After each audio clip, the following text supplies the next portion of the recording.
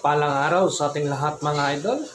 Kumusta kayo lahat dyan? Sana'y nasa mabutong kalagayan saan mang sulok ng daigdig naroon. Muling pagbabalik, Dayon Your Vlog. At ang video ito mga idol, gagawa tayo ng motor na maalog ang gulong. Papalit tayo ng bearing. Kaya natin na, samahan nyo si Dayon Your mga idol.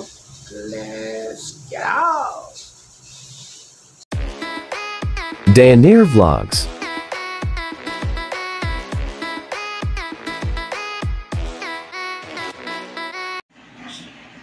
So ayan mga idol, natanggal ko na yung gulong. Hindi ko na pinakita. At yan na nga yung gulong natin mga idol. Pininturahan ko pa nga yan dahil bumakbak na yung pintura. Kaihin ng aso mga idol. Okay, ayan mga idol oh. So ayan yung luma, ayan. Malog na yan mga idol. Sira na, ayan oh. Lakas ng alog. Lalo na pagka nailagay nyo yung ihi. Tapos alogin nyo yung ganyan yung bearing. Lakas. So, ayan. Nakabili na ako ng pamalit. 6212. Yung ano niya, mga idol. Size. Kaya yan nga yung bago mga idol yan. Dalawa na. Although isa lang yung sira mga idol. Pero dalawa na yung ano. Tapos yan mga idol pinapakita ko na kulang yung ano. Yung grasa kaya binuksan ko. Yan nakita ko kulang yung grasa. At yan lalagyan ko na ng grasa. Pang high temperature yung grasa na nabili ko mga idol. At yan na mga idol. Lalagyan na natin. Yan tinanggal ko muna yung takip. Madali lang naman mga idol. Sungkitin lang yung takip. At yung nabili kong bearing is Japan, magkabilaan, may takip. So, tanggalin na lang yung isang takip nun para lagyan ng, dagdagan ng ano, ng grasa, mga idol. Kasi kukunti lang yung laman nun, mga idol. So, yan, mga idol. Lagyan na natin. Pinabuksan ko na yung nabili kong grasa, mga 12 pesos lang ata yung grasa na yun, nakapack. Maliit lang mga idol. High temperature. So ayan oh. Na-applyan ko lang doon sa surface niya. Tapos mamaya diin-diinan ko para pumasok yung grasa doon sa bearing niya mga idol. Kasi kung magre-relay lang tayo doon sa nailagay na grasa is napaka-konti. So, feeling ko, hindi magtatagal dahil konti lang yung grasa. Kaya, ayan, dinagdagan ko ng grasa.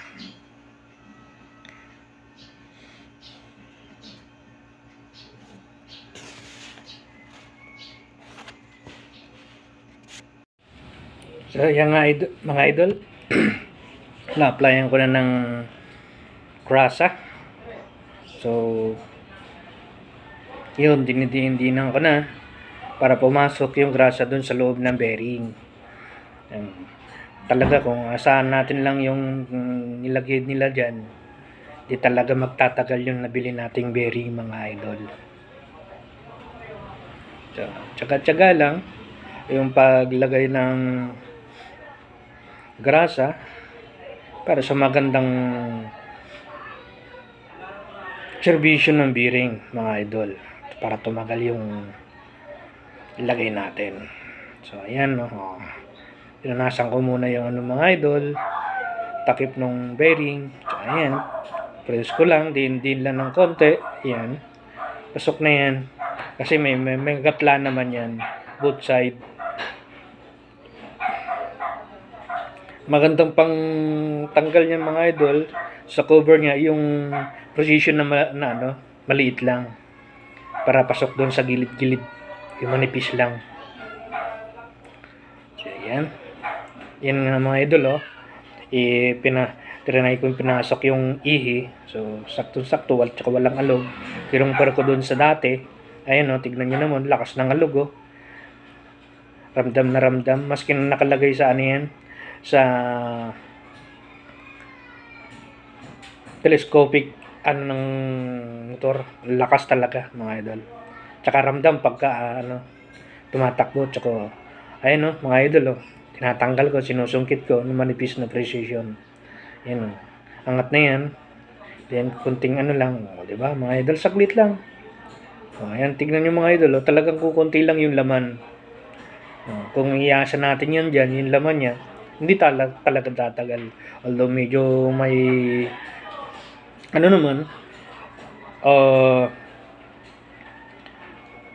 medyo original naman yung nabili natin, pero mas maganda yung talagang madagdagan yung grasa for long life. Ika nga.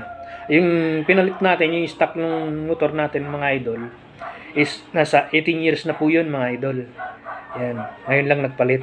Stock pa yun. Ganyan-ganyan lang mga idol. Walang ginagawa. Ayan. Libangan mo na rin. Ganyan. Pagka during weekend, yan. Libangan natin mga idol. So, para tumagal yung mga gamit natin, kailangan alagaan din natin. Hindi lang puro sakay, andar, check up din natin mga idol. Yan. Mga dalawang ganyan mga idol, nalalaki. Dalawang pisil na yon. Dami na rin yung mga idol. Puno-puno na rin. Punong-puno.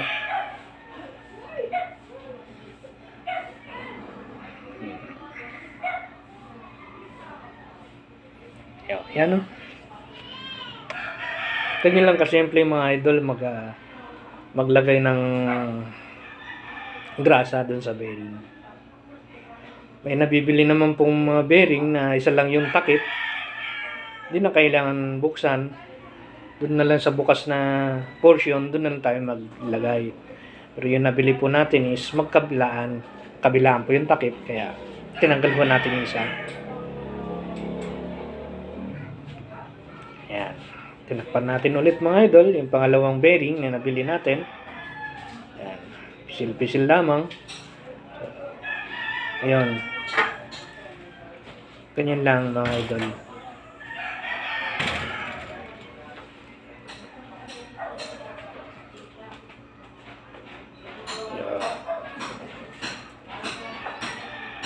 So, ayan mga idol Yan yung kinumpir ko, yung bago at saka luma. Ayan, yung pinagtabi ko pala.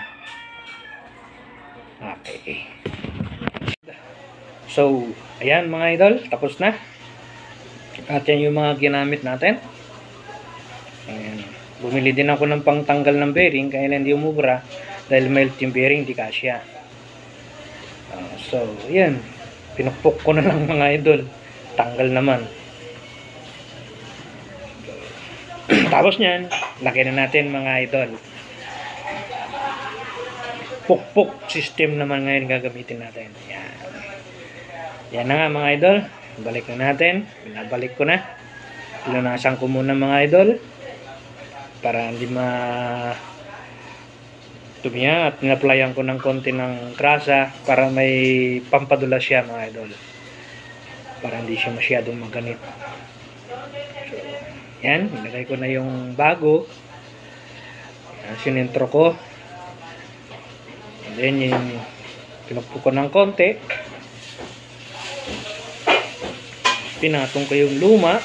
Ayan, patong natin yung luma mga idol. Para hindi masira yung bago. Yan. Medyo may kalaliman din mga idol. Yan.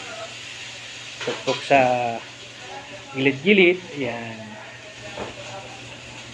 Sa kabilang gilid naman, kabilang portion naman, para pantay mga idol. Dahan-dahan lang mga idol para smooth yung pagdiin. Hindi naman makukuha sa yan, sa biglaan. So, ayan mga idol.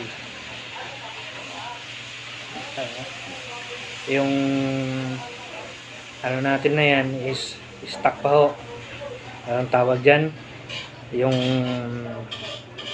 hub nyan stock pa yan.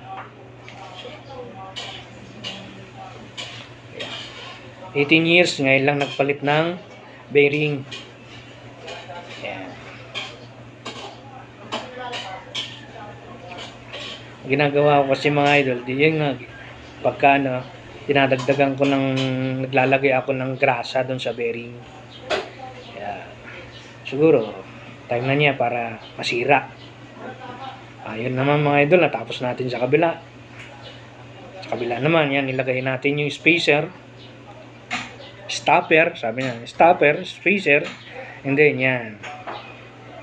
Dahil sa may portion naman nun para sa ano yan, sa brake, yan. Ganun din yung process nun paglalagay mga idol. Yan. Dahan-dahan ko lang din naman pinukpok.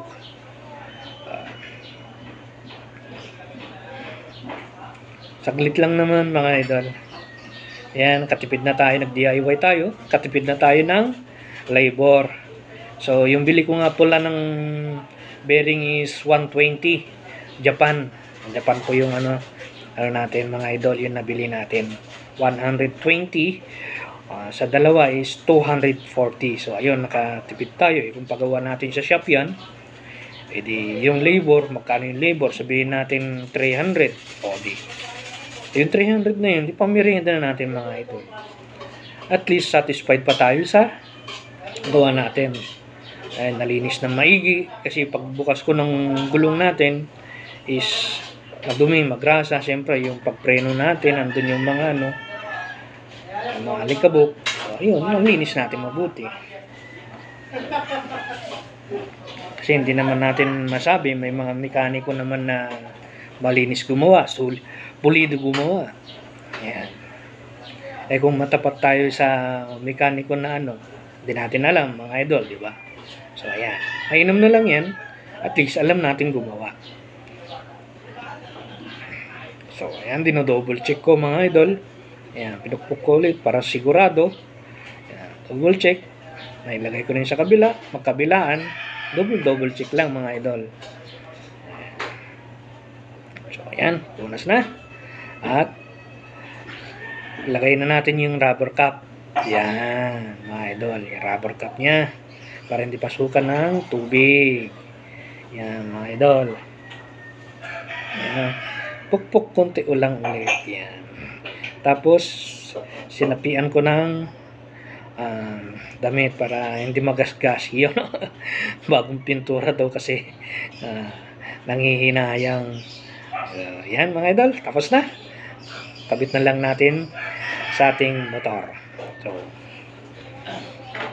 ayan na. Okay. Lagay na. Okay, itrinay natin. Tapos walang alog yun. Suwabe yung pagkagawa mga idol.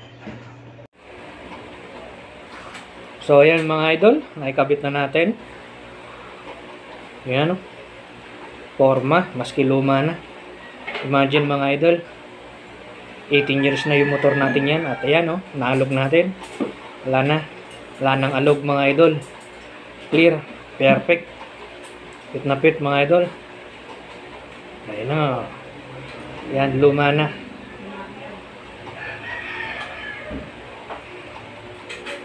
Yan. Try natin mga idol. So, para makita natin yung smooth ng takbo. Ayan one kick lang. One click lang. One kick. Ayan So, old but good. Gold. Yan mga idol Ayan na. Parating na tayo. Ayan. Okay. Tignan nyo mga idol. Ito na yung komento natin dyan.